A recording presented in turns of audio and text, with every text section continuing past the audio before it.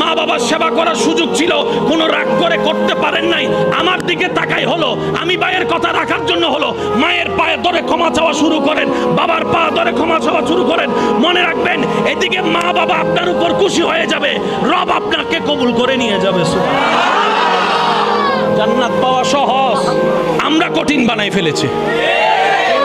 এখানে সংসারে টাকা কামাই এমন ভাই আছে না? হাত তোলার দরকার নাই, আছে না?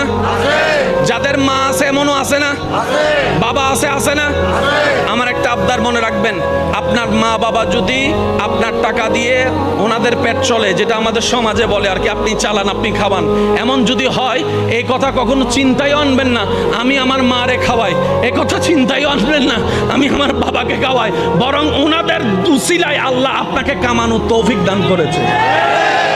মনে রাখবেন, মা বাবার জন্য প্রতি মাসে আপনার সামর্থ্য অনুযায়ী কিছু খরচ রেখে দিবেন।